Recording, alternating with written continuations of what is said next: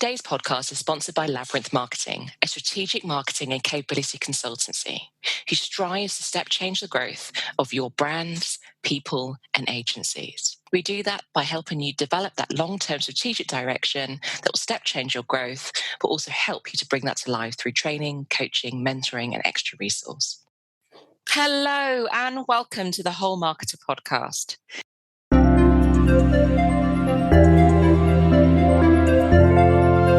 Today's podcast is a topic of personal understanding, its social legacy. And shortly I'll be welcoming today's guest, Emily Chang.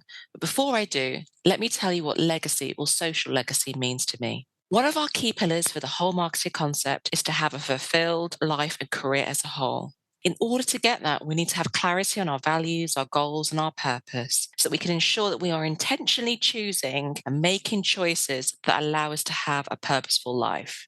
Defining your legacy also allows you to ensure that you're intentional about what impacts your presence will leave behind, whether this is in your role, your future role, or for your life as a whole. Social legacy is the impact your presence has when you give back to society as a whole, championing a specific cause that you are passionate about. Today's guest is Emily Chang, author of The Spare Room. She has been in her current role of CEO for McCann's World Group China for just over a year, and she is a true change maker who drives the O+O branded experiences and cross-cultural team leadership, having delivered record high results for the agency. Emily has always positioned creativity and innovation at the center of her business strategy, even in her first 2 decades leading client-side businesses, which include roles such as CMO for Starbucks China, Chief Commercial Officer at IHG, Procter & Gamble, and Apple, where in her roles, she delivered market share turnaround through developing initiatives that spread across the whole brand customer experience, including loyalty, customer engagement, digital ecosystems, and much more. She has led commercial functions and large sales and marketing teams, some reaching as many as 5,000 people, leading many new BI and digital capabilities. So when she joined McCann World Group China as CEO, Emily was thrilled to be able to help brands deliver delightful, integrated customer experiences that earn a meaningful role in people's lives. As a champion of D&I, she is committed to creating a positive culture of belonging at work. It in fact sees conscientious inclusion as a core business strategy. Emily injects a positive spirit in the workplace, prioritizing wellness, fun, and active engagement. Among other significant improvements, McCann has seen "I see an opportunity for personal growth" increase by 88%, and statements such as "my well-being is cared for" improve up 70% over the last 3 biannual surveys. In 2022, Emily was awarded Women to Watch Greater China by Campaign Asia, one of the most prestigious recognitions in the marketing and advertising industry. She also contributes time to support the industry development by delivering lectures and judging awards. Emily sits on the board of SOS Children's Villages and recently published a best-selling book called The Spare Room, also the topic of her first TEDx talk. She enjoys spending time with Minky, her husband of 22 years, Liani, her 13-year-old daughter, Holly Berry, their rescue dog, and Scarlet, the pygmy hedgehog. Emily, welcome to the Whole Marketer podcast. Thank you so much for having me. So as always with the Whole Marketer podcast, we always start with a big juicy question up front. And today's big juicy question is, what is social legacy to you? For me, very personally, I've defined it as good Kibun. So the background of this phrase comes from a little guy who lived with us from South Korea. When he was staying with us, one day after dinner, he kind of sat back and said, "This house, good Kibun." As I asked him what he said, "Kibun, it's hard to express in English or Chinese. It is like a comfort for your spirit." And that's what he felt when he was living in our spare room. I thought that was so lovely. And so the social legacy is the intersection of 2 things. It's the intersection of your offer and your offense. On one hand, your offer is the collection of experiences, capabilities, and personality traits that you bring to the table uniquely. And the offense is the thing in the world that calls to you, sort of more than all the other offenses. When you find the intersection of your offer and your offense, you land on your social legacy. So when Jishin that day explained to me what Kibun was, I thought, That is exactly what I want my social legacy to be. I want to help people, especially those who are vulnerable or marginalized young people, feel a deep comfort for the spirit when they stay with us, whether that's with my family at home or when they come to work every day in my workplace. I loved how you described the Kibun aspect there. Probably not pronouncing that quite as eloquently as your spare room guest. How do you believe having that Kibun, as you said, in your home and in your work, allows you to gain fulfillment in your life and work as a whole? There's a very interesting, unexpected twist to life, which may not feel intuitive until you start living this way, which is the more that you give, the more that you get. Mm. I love the way you phrase this question, Abby, because in fact, by trying to create a great comfort for the spirit for everybody who enters my space, I've actually found I'm living more intentionally. It's very clarifying for me in the choices I make, big and small. And it's also absolutely joy giving in abundance when we are able to create that space because people enter it more willingly, openly, they seek us out. We have amazing connections and community. I couldn't agree with you more. And as you say about spirit, I think of it as your soul. You know, if your soul is, in my case, feeling full, then the energy that you have or the energy that you have to give is there in abundance versus the opposite effect. And really being mindful of creating that space of those that are willing to enter your space, as you put it, is a really great way of almost thinking about the effect that you have on others and how your own mood has on them. Is that a fair reflection? That's a great description. I'm visual. So sometimes I think about things in a cartoonish way. Imagine when people come into your home, what colors do they feel when they come in and they engage with you? Do sparks fly? I love that phrase because sometimes our door is always an open door. And sometimes neighbors come in, friends just drop by, my Mm. daughter's friends come in, and you just imagine all these little sizzles and pops as everybody engages with each other. And of course, like draws like. So even if people don't know each other, they very quickly feel like they're part of the same community and very quickly become friends. I would say exactly the same in the workplace. Our job as leaders is to find those leaders who can bring to life, mimic, role model our desired workplace culture. And for me, again, it's Kibun, this deep sense of belonging, the space that I can be completely who I am because I'm seen, valued, respected for just that. That's when all those little sizzles and pops happen and when sparks fly in the room. And just on a side note for a second there, as you talk about being completely who you are to feel that you belong and being responded to in that space, why do you think so many leaders struggle to find a leadership style that allows them to be just that? Well, I don't know that we talk about this very authentically. Brene Brown has introduced new language in the workplace, which I really respect this idea of vulnerability. Before she articulated it, I don't think that was a word you hear in the workplace very often. But now you do, and it enables us to have words to shape how we feel or what we want others to feel free to feel. Beyond vulnerability, I think it's the same thing. Have we seen leadership role modeled in true authenticity? What do we see on the silver screen? I think this comes to representation. Are we seeing different types of people, different styles succeeding in leadership roles? And are we seeing those people feeling free to continue being who they are?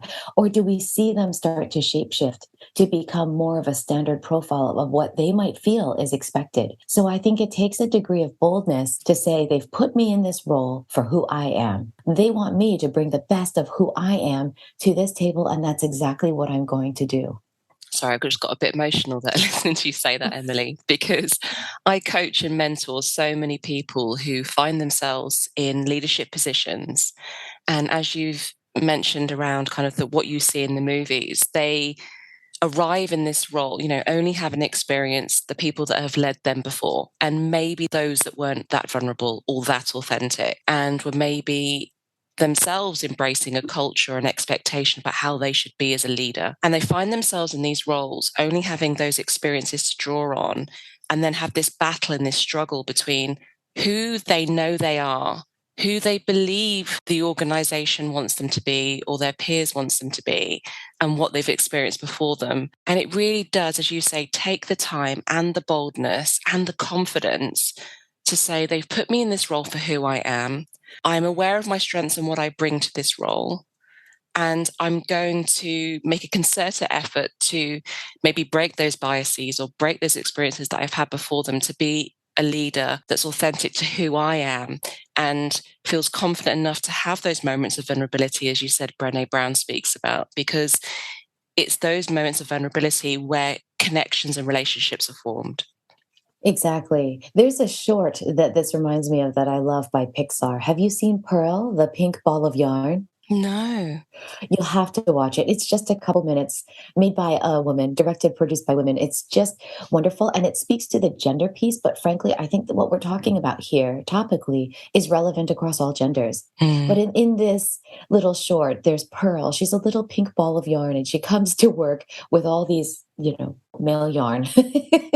And it's interesting that she's yarn because that's a material that can transform into something else.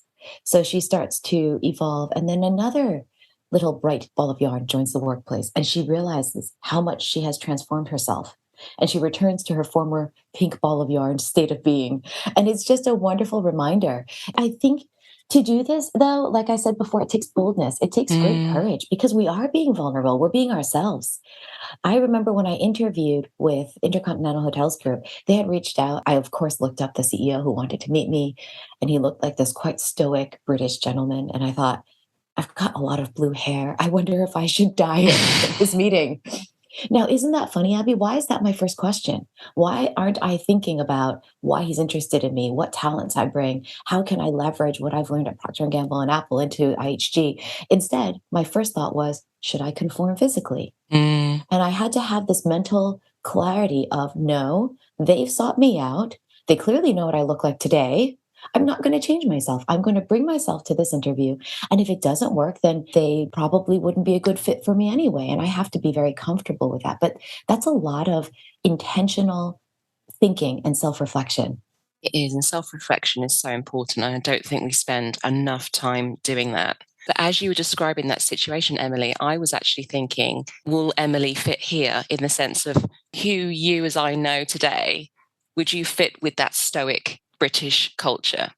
So it's interesting that when you looked at that situation, you, as you said, well, I'm going to change my hair so that they see me in this more, I don't know, corporate way because they are British Right. and stoic, as opposed to, no, why am I thinking these thoughts? To your point, having the time to reflect, they know who I am, they know what I look like, and they know Right. the great successes I've had. I'm enough. But yeah, I do think there is something around the way that we show up in different environments and the games that we play, if you will, the roles that we play in certain constellations, as it's called in the coaching world, and almost always having to try and find our role. And it was almost maybe something just by looking at him, it was like, well, where would my role be within this? And how would I have to fit into Right. this?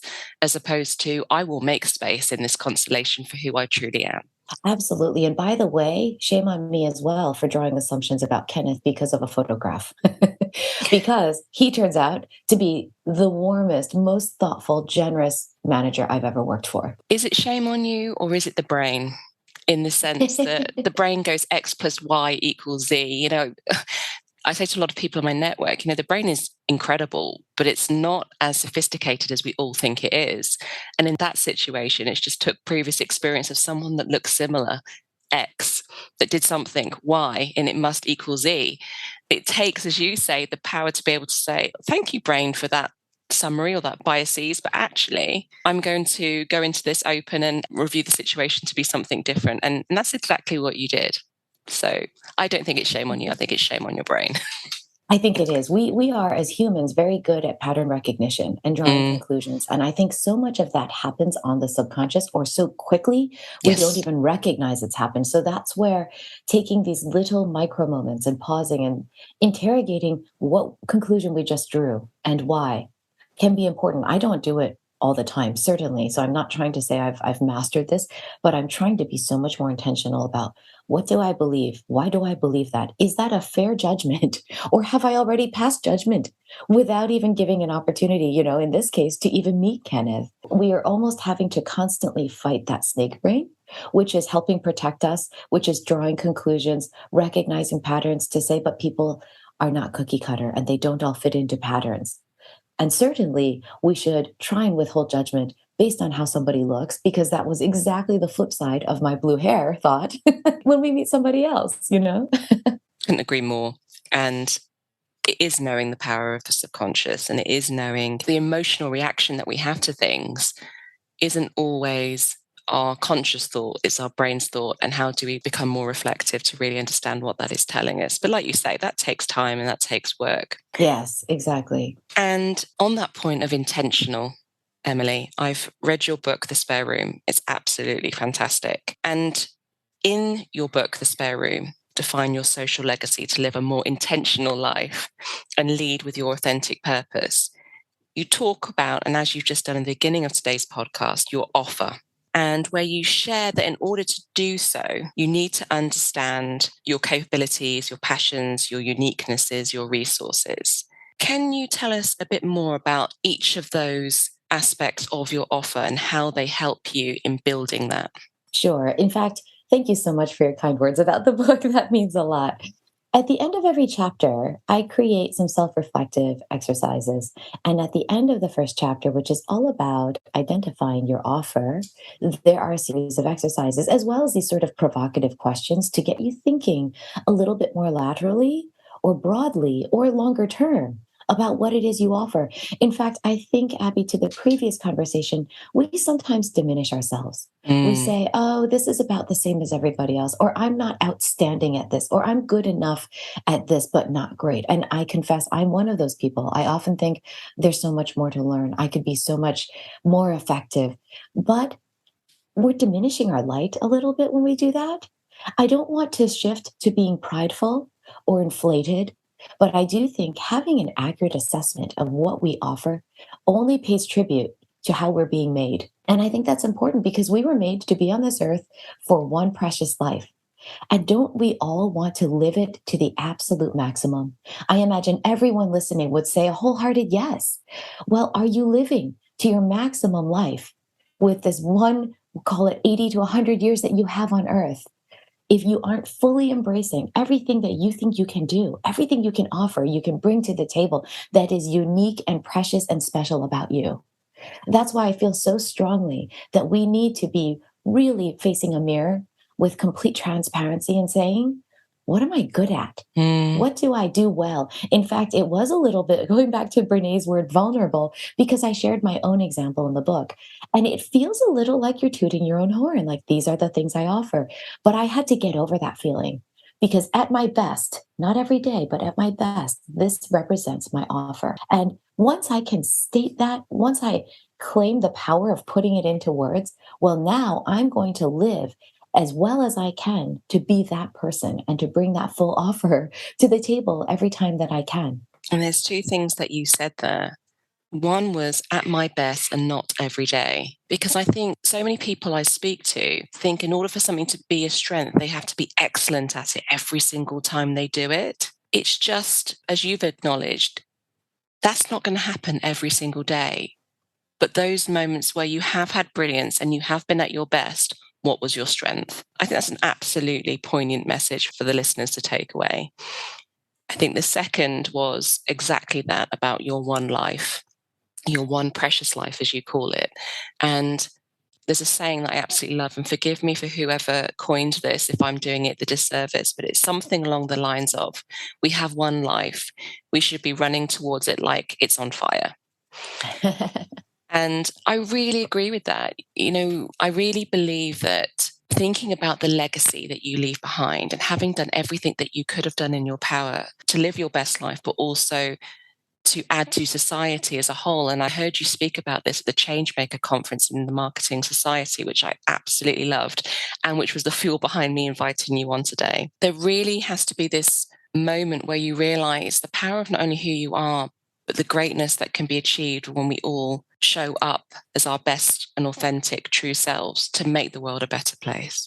Absolutely. So, as you said in your book, you've got those questions that allow you to define those areas of your strengths, the things that you are great at, what you're passionate about, what makes you you, and what's within your resource. So, having defined your offer in order to define your social legacy, you then also need to define your offense. Can you tell us more about your offense?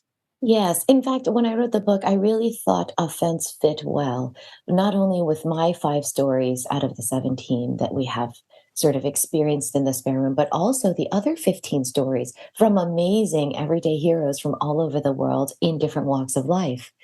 What I want to pause and say is maybe it's offense, maybe it's opportunity. And Mm, they both begin with, oh, so that's wonderful. It still fits the model.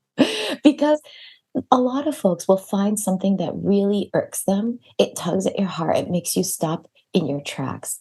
I think we all find issues around us every day. Some speak to us more than others, and some we actively want to do something about. That is kind of honing in on your offense. For some people, like Shannon, it's ocean plastics because suddenly she had this aha moment when she saw a bottle cap stuck in a turtle's throat that choked it to death. And she related it to how her daughter felt with a special sort of physical ailment that she had. It just sparked, and she said, this is so unacceptable that marine life is dying because of our litter. There are other people who, like Quentin, has discovered the power of movement and dance in Afghanistan at Camp Leatherneck. And he embraced that. Talk about vulnerability to bring dance into an army base. Amazing.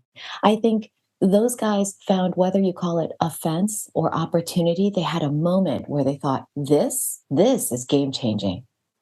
I want to spend my life investing in this. I want to pour my offer against this. That's what the offense is. And sometimes you articulate it, you discover it, you write it, and then you shift toward it. I hope that's what the book helps you do, sort mm. of as a roadmap. I will say for myself, I didn't have any such roadmap, and I really discovered it through life, through many different young children who ended up in my spare room.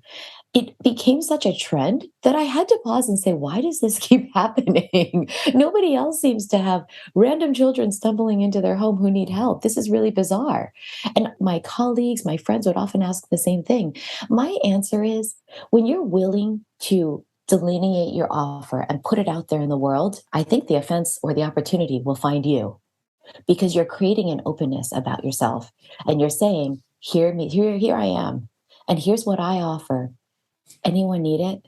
In fact, this is something that even since writing the book, I've started to become more intentional about, which is at the end of conversations asking, what can I do for you? How can I serve you? And I think it's off putting to some people who maybe haven't had that question posited to them. For other people, they're like, oh, I'm so glad you asked. A, B, C, D, E. I love the question. I can't promise that I can deliver on all the things you've requested, but I like putting the question out there. I think it opens up a different dimension of spirit and engagement between us. It goes back to the sizzles and the pops in the room. And that's the joy of life. So why not? Why not try to figure out what your offense is, what your opportunity is, define what your offer is. Look, when you define that intersection and you say, wow, this is my thing, maybe you don't do anything with it. Maybe you keep it hidden in your closet, but you know it. Bring it out in a few years. Or maybe you say, this is incredibly empowering. This is what my life has been missing. Let me go figure out what to do against it. Or third, here's the other thing, you might find your tribe. Once you put this out there, you might say, here's my social legacy, and you find somebody else who has the same. You will immediately spark to each other. And the power that's amplified when people find each other who share a similar social legacy is magnified. And it's so exciting. And then you're truly living in that kind of joy and abundance because you're with like minded, like hearted, like spirited people who want to have a similar impact or who offer something similar to yourself. You found your tribe and then you start growing it. And life just becomes this amazingly joyful experience every single day. And to our listeners, if that's not enough motivation to go and find your offense or opportunity and define your social legacy, I don't know what is. You know, just hearing you speak, Emily, the energy is clearly one of the benefits that you will get from the sparks of being around your tribe and around having that social contact with people that are like-minded and have the same passions and want to go after the same opportunities or offenses as yourself. I think one thing that was interesting, though, when you were talking about the openness, is when you ask, what can I do to help you?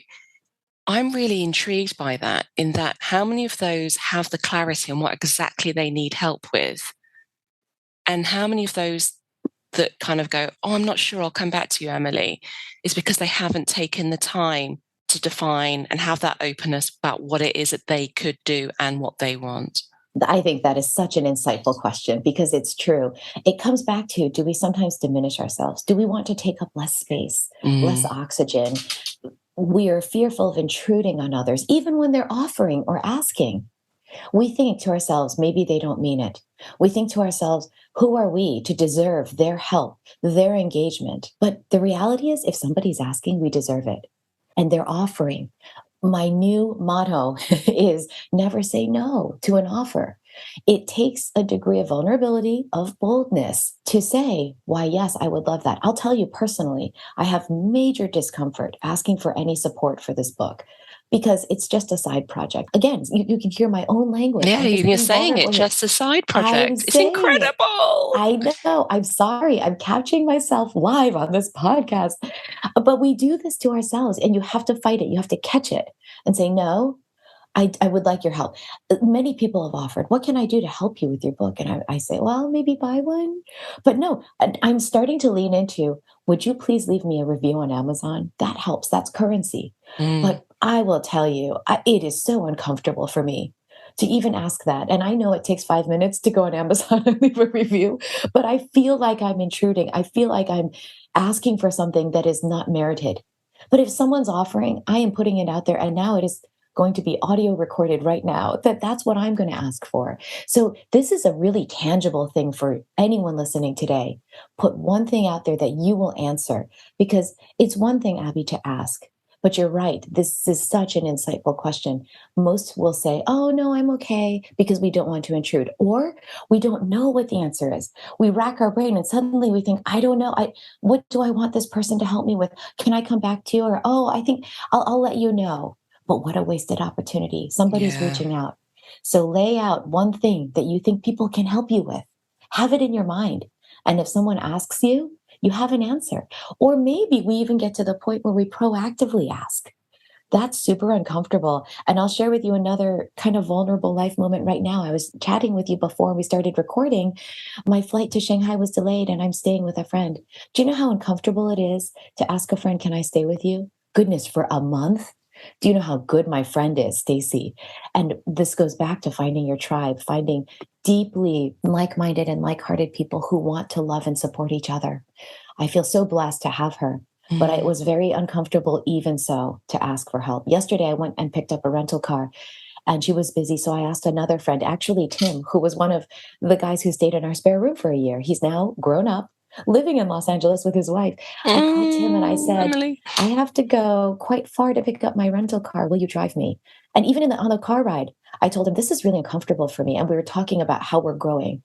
I'm in my mid to late 40s. And I said, Tim, I'm still growing. It was hard for me to ask you for help. I just thought, I'll just Uber. It's fine. But then I thought, no, this is precious time with him in the car. If he's willing to give it, I'm willing to accept it. So that's the question. Are you willing to give? I think most people would say yes. Here's a hard one we don't talk about. So thank you for the question, Abby. Are we willing to accept? Yeah. And listening to you, you give so much that it's almost, as you say, you know the benefit of when you give, what that does for the other individual.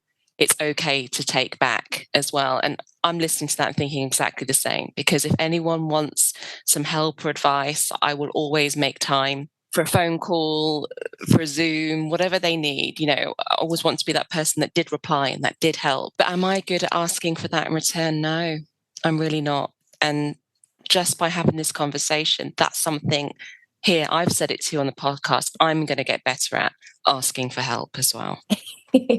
We're going to have what do we call it? A pinky promise. You A and pinky I, from promise, today forward. yes. From today forward, we will also ask for help. Love it. Absolutely love it.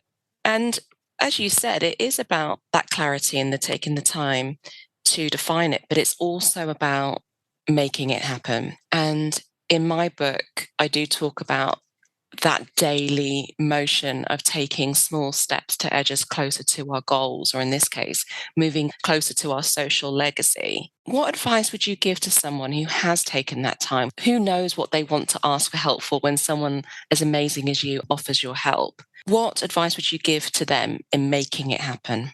making it a reality? I think we ought to break down life into small moments, these micro moments. So when we get focused on just one foot in front of the other, one day, half a day, 1 week, 1 month, we can get so much more progress because we've become intentional with the small things. So often we set a big goal, we throw something out there and say, let's go swim after that. But we either lose sight of the goal or we get distracted or we get pushed back by the waves. Instead, if we know what we want to do, let's create an action plan. And again, the book, at one point, I was calling it a workbook. And my publisher said, could you please not call it that? It's so pedantic. But it is, it's intended to lay out an action plan that helps you meaningfully move toward your goals. So start with one day. What am I going to do today? What we just talked about. I'm going to Mm. ask for help. Start with writing your offer if you don't know it. Start with defining your offense or your opportunity. Start with writing your social legacy. And then to your question, Abby, if you have all of those things, start with what are you going to do next? What does success look like? Who are the people around you who will hold you accountable to taking action? I think that's super important. I go back to the tribe a lot. But for instance, writing the book, if I push it to the side, oh, it's a side project. Oh, it's not the priority. The day job and my family are the priority. No, they're all priorities. I've said it. There are people in my life who have held me accountable and said, hey, what's going on with the book? I love those people. Or after I did a TEDx talk, I put the book on the back burner. I thought, okay, the stories have been told. And multiple people in my life held me accountable and said, no, no, I think you still need to write the book. And without their encouragement or prompt or shove, I probably wouldn't have. Because again, we do default to diminishing ourselves. I've never written a book. Am I a good writer? Do I know the first thing about publishing? The answer to all those things was an unknown. And it's easier to lean into our strengths, the things we do know. But if we feel a tug in our heart to do something, something wild, and I would even say that which our ambition exceeds our resources or our capabilities. If you feel that tug, do it. There is something calling to you. Your spirit is yearning to do something. And that's the fun and the adventure of life.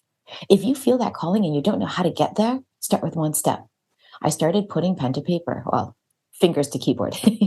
And then I started writing a little more. And then I started carving out time. A lot of people have reached out and said, how did you write a book? And I'd love to hear your tips as well. But that's how it was, one day at a time, one chapter at a time.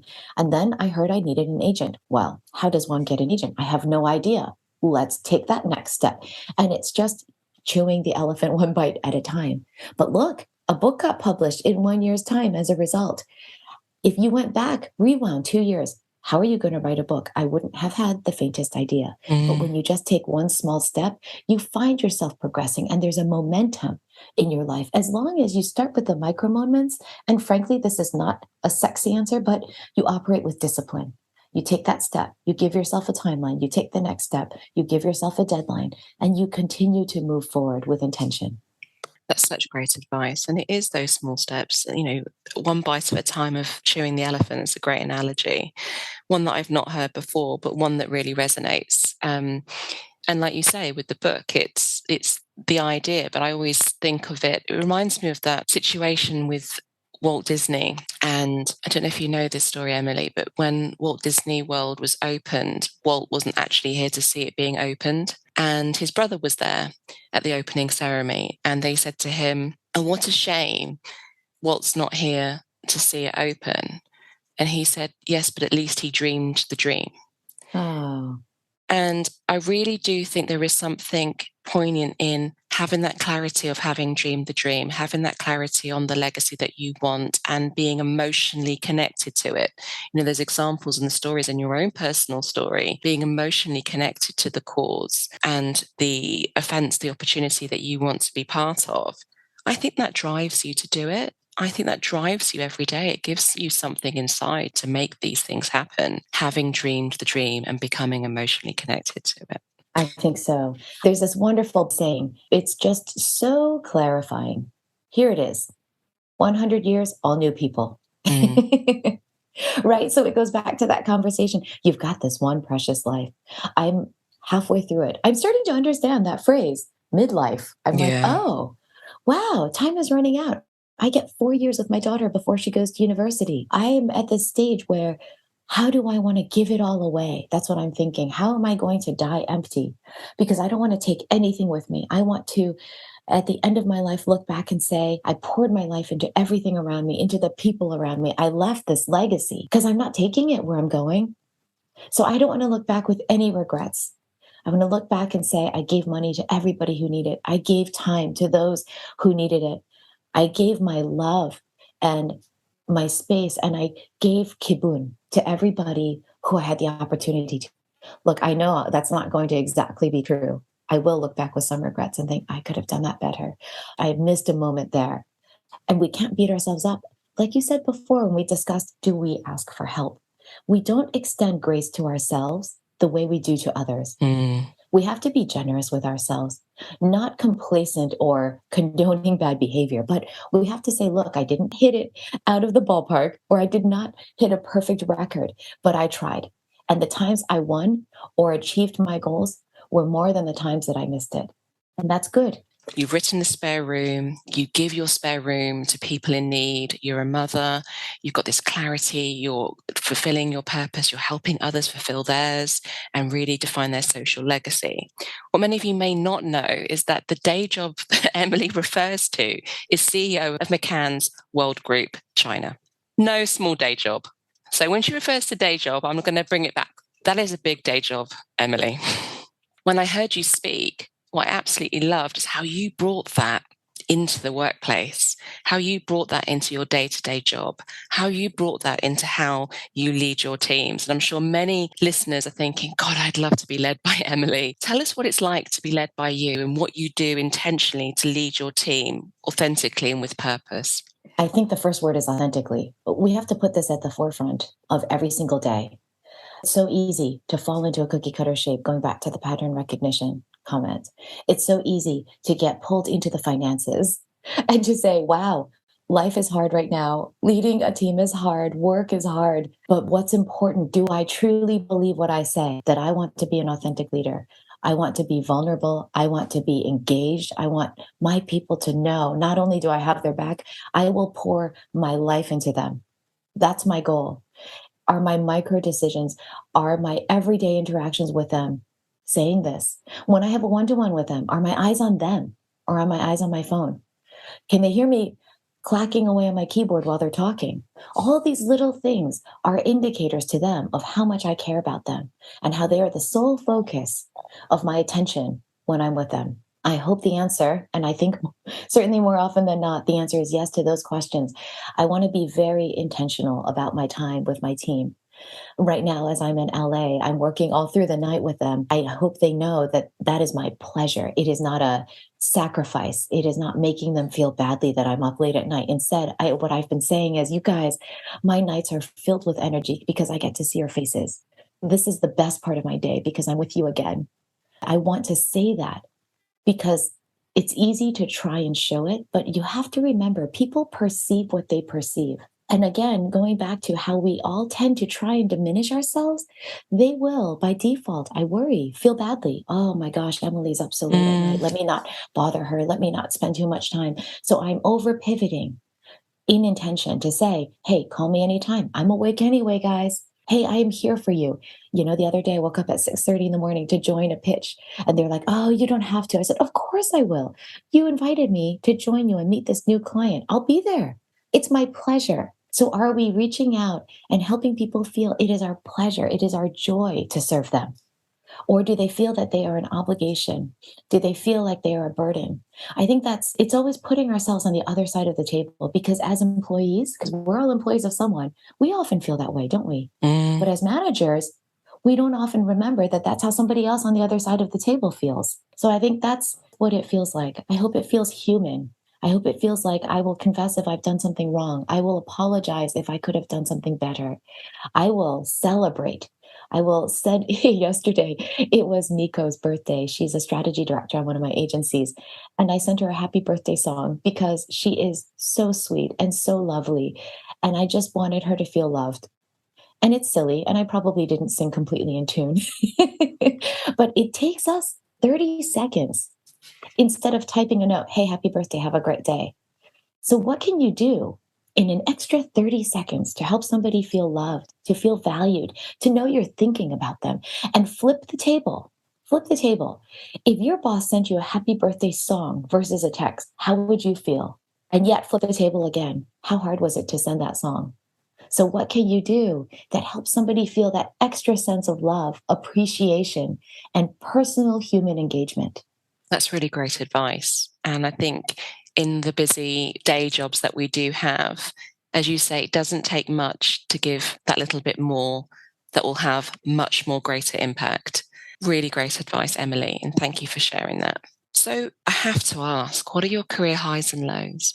My career high tends to be today. It's always today, I think. We want to be in a place where we're doing more than surviving. Most people can survive in a job. And that's frankly, sadly, what most people are doing.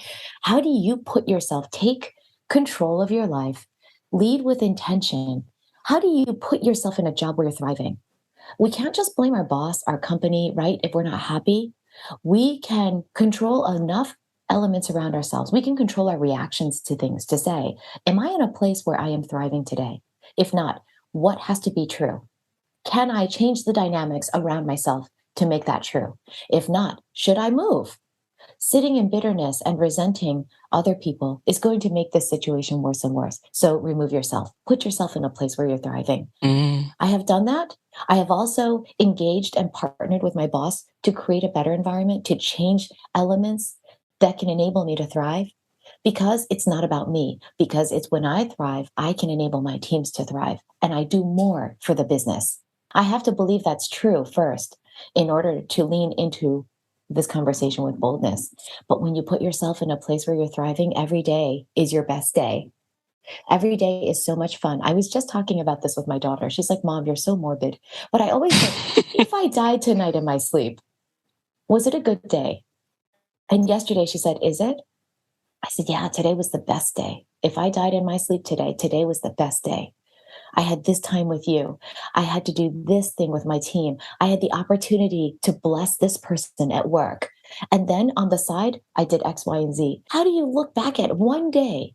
Maybe they're not hugely impactful, award winning, getting on stage to accept something moments, but maybe those aren't the things that give you joy. Maybe they're the little moments where you know you left something better than you found it. And that's my definition of legacy. So, did you leave people, circumstances better than you found them today? If you did, that was your best day. I absolutely love that. And your reflection that you quite clearly have around each and every day. Have I had my best day? Have you left things better than you found them? This podcast, Emily, has been absolutely peppered with such inspirational messages and quotes to take away. You know, I've been sat here furiously writing them down. At my best, not every day. Leave them better than you found them. How do you die empty? You know, I could go on. So thank you so much for your time on today's podcast. Thank you so much for the inspiring questions. It was such a great conversation. It's absolute pleasure. It doesn't feel fair to ask you the final question, but I'm going to ask anyways, which is, what one piece of advice would you give to marketers of tomorrow? The advice I would give to marketers and to everybody is go back to a place where you can thrive. How do you create the elements in the workplace, in the work that you're doing, and in the things that you are learning to continue to thrive? Because when you thrive, you will contribute more. For example, everyone's talking about metaverse, NFT. My team hosted an event called Future Forward just today. Suzanne and Annie, who led this event, are phenomenal. This is extra on top of their day job. I was blown away by what they wanted to do, by the incredible thought leadership Suzanne brought to the table, by Annie's idea to create this live stream event brought to you by McCann China. And then, my CCO, Imbo, jumped in and he's like, let's give everybody who attends this special NFT. And the design is knock your socks off, wonderful. These guys all did this in their extra time. And, as a leader, I didn't say, hey, guys, I want you to consider doing this. They brought the idea to me and they just kept building on each other, collaborating, amplifying it. And I'm confident, I saw a ton of pictures because it happened while I slept, that everyone enjoyed this day immensely, including our clients. This comes from people thriving in the workplace, feeling free to bring their best, to contribute. And then as a leader, I just sit back in absolute joy, joyful bliss, and pride, looking at what they're bringing. They're thriving, I'm thriving, our business is thriving. So that's my encouragement. If you create the constructs as much as you can and take responsibility for what has to be true, have that conversation with your management, with your teams, with your peers, because that's when we're all at our best and we're leaning into the future with intention. We're not chasing shiny tools and saying everybody needs an NFT. No, we're being thoughtful. We're bringing leadership to the marketplace and saying, let's really interrogate what this thing is, how it can materially help our business. Let's have a discussion about it. Mm. I love what this team has done. It's just a live example of, if you guys, as you look into the future, don't be intimidated by any of this new technology. Don't be intimidated by what you don't know. Nobody knows. We're all learning. The world is constantly evolving. So if you're in a place where you can contribute and you are feeling free to learn, that is your best place. That's such great advice. And thank you for all the advice that you've given to our listeners throughout today's podcast. It's been absolutely fantastic. Thank you so much. Thank you for tuning in to the Whole Marketeer podcast. If you've enjoyed today's episode, please do click follow below for more weekly podcasts. The Whole Marketer book is now available in all good bookstores. And to find out more about how Labyrinth can support and step change the growth of your brand or agency, go to www.labyrinthmarketing.co.uk.